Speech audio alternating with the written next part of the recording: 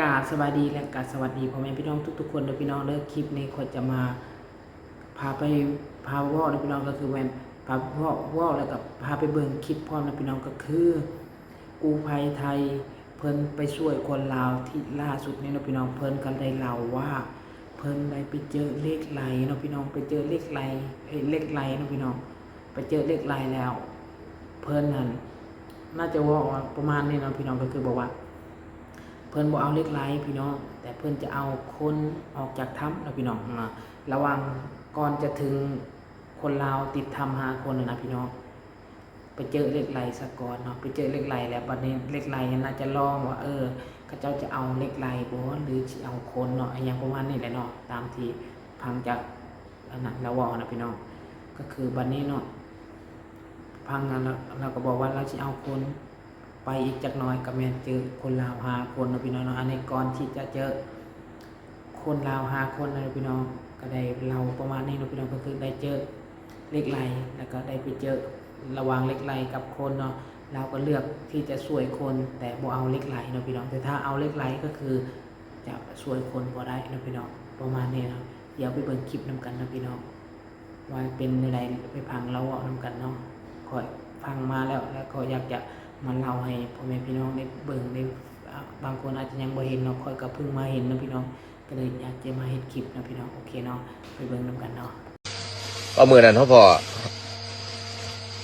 เล็กไรเด้เออกันเขาสวดไปชั่วโมงหนึ่งย่อยลงมาก็เลยเอินเร่งไปเบิ่งเร่งเล็กไรซองไฟเบิ่งเพื่อสันออกมาจากห้างเด้ย่อยลงมาซ้ำหัวในโปนี่แหละยำเมาเยอะไปยืดเขายืดออกถ้าคุยกันเร่งลองใจมันเลยเอาบ่เล็กตัวนี้ก็หูสไตล์เขาเบาพอนะเขาก็เลยบอกเจ้าที่เจ้าทางมันว่าเขาเบาได้เหล็กไหลเขาเสียเอาเพิ่งเกียรคนน่ะขึ้นเขาขอเอาเหล็กไหลขึ้นไปเขาเบาเขาเสียเอาคนน่ะขึ้นมันก็อยู่หันนี่เอาละคอยยืดยืดเขายืดออก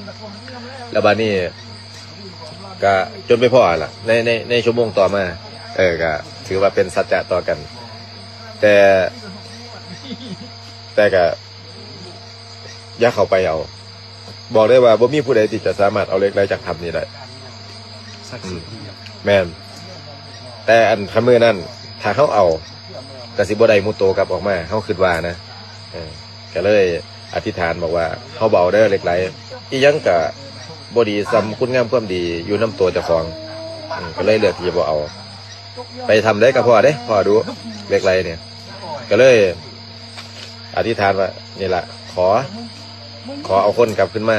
ในชั่วโมงต่อมาก็จะไปได้กลับขึ้นมาเขาถึงได้ผ้าโตขึ้นมาออกจากถ้ำเป็นนั้นคนแรกเมื่อนั้นพี่น้องหลังจากเบิ่งคลิปแล้วทุกคนคิดว่าจังไดพ่อแม่พี่น้องคิดว่าจังไดเนาะและอีกอย่างก็คือขอไปพังจากเท้ามืดนะพี่น้องเท้ามืดที่1 ใน 5 คนที่ติดอยู่ในถ้ำนะพี่น้องได้มาเล่าประสบการณ์นะพี่น้องเล่าประสบการณ์ว่าเราได้เจอผีแม่ไม้เนาะ เจอผีแม่ไม้ที่2 คนออกมาบ่ได้ก็คือผีแม่ไม้อยากได้เนาะพี่น้องเนื่องจากว่าถ้าว่าอยากได้บอกก็บ่ได้อยากได้นะพี่น้องแต่ว่าไปเฮ็ดผีไปเฮ็ดผิดอีหยังสักอย่างนะพี่น้องเพิ่นก็เลยบ่ให้ออกมานะพี่น้องประมาณนี้เนาะก็คือแบบว่าตอนนี้ก็คือเท้ามืดอันนี้เท้ามืดหรือว่า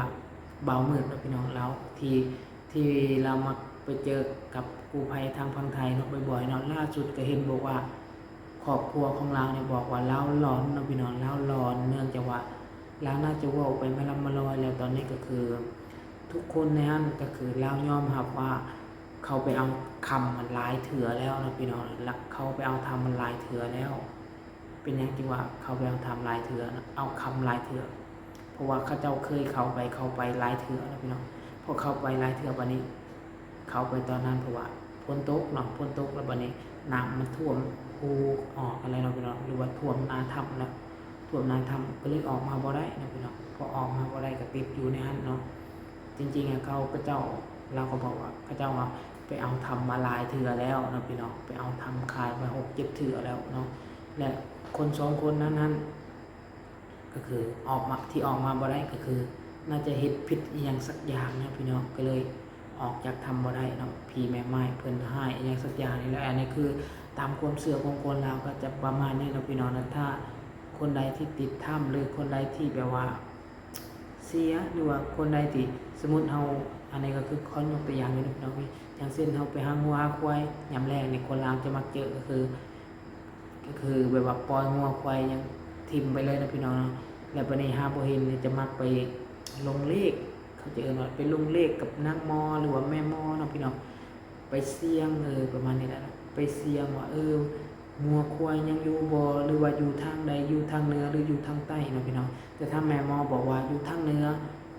เจ้าของงัวควายนี่ก็จะไปหาทางเหนือนะพี่น้องอันนี้ค่อยคนในครอบครัวค่อยก็เคยนะพี่น้องและอีกหลายๆคนในหมู่บ้านค่อยก็เกือบจะทุกคนนะพี่น้องถ้าหางัวหาควายหาลูกหาเต้าบ่เห็นนะพี่น้องก็จะไปลงหมอดูหมอเดาว่าเจ้าก็จะซีไปทางนั้นทางนั้นทางนี้บางครั้งก็เห็นบางครั้งก็บ่เห็นนะพี่น้องเนาะมันก็บางครั้งมันก็บ่เป็นตาเสือแต่ก็เห็นซีซั่นเป็นพี่น้องนะบางคนก็บางหมอก็บอกว่ามันคลองอยู่หั่นเด้อคลองอยู่นี่เด้อบางทีไปแล้วมันก็เห็นบ่พอเสื้อแต่ก็มันเห็นอีหลีพี่น้องอันนี้ก็คือ